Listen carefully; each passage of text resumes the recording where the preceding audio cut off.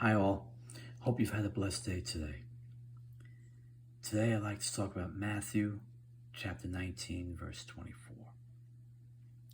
It is easier for a camel to pass through the eye of a needle than for one who is rich to enter the kingdom of God.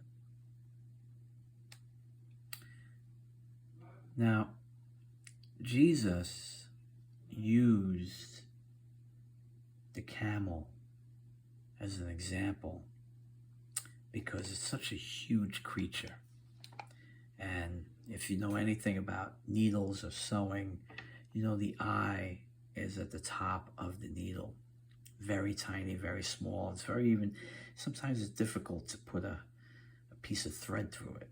Imagine trying to squeeze a camel through there. But that's not even the point of this verse. There are three things going on here that Jesus wants you to know. One, nobody can inherit heaven without him. Now, in this life, we all have something that we'd rather be doing than going to church or praying, or even myself. I'd rather be doing something else than doing this video. Not that I'd rather be doing this, but I mean, there's something else I can do besides doing this. I can come up with 1,000 excuses or 1,000 things to do before I sit down and do this video. And we always choose something ahead of God, especially when we have kids. Oh, there's a baseball game on Sunday, or there's a hockey game, or lacrosse, and so you skip church. Relationships.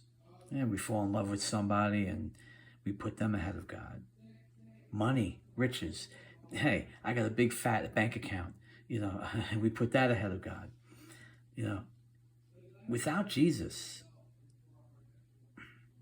we can't make it to heaven.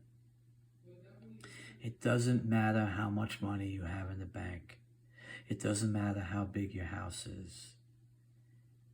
It doesn't matter how great your relationships are. Without Jesus, you're not going anywhere. 2, Jesus knows our hearts.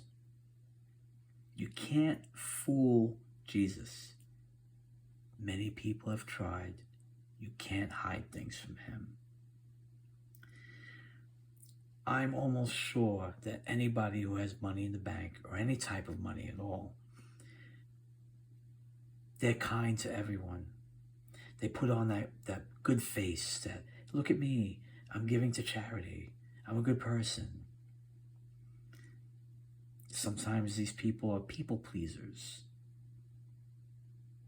But you can't people please God. He knows what's in your heart. He knows that you rather hold on to the interest in your bank account than help somebody in need. He knows that you rather hold on to the food in your refrigerator than share it with a hungry neighbor. He knows. You can say whatever you want. You can justify it however you want, but he knows. If you want to get into heaven and you want to grow in your relationship with him, he's going to tell you to stop that right now. Put all that stuff on the shelf. And lastly, money isn't everything. Although this verse can really relate to anything, any type of idol that you have in front of you. It could say, the second part is one who is rich to enter the one who is rich to enter the kingdom of heaven. You could say one who has a big, huge car collection won't be able to enter the kingdom of heaven. One who has a mansion, one who, it can go on and on. But we can't allow these things to cloud our judgment. We can't allow them to get in the way of our relationship with God. There are many people on this planet who have a great deal of wealth, but they have a less giving heart. I mean, this is not always the case. There are people out there who do have a big heart and have a lot of money, but they're few and far between, and that's the sad thing about this. So, whether God has blessed you with earthly wealth or whether he hasn't, we need to set our sights on more important treasures, the kind moth and rust do not destroy. God bless you all.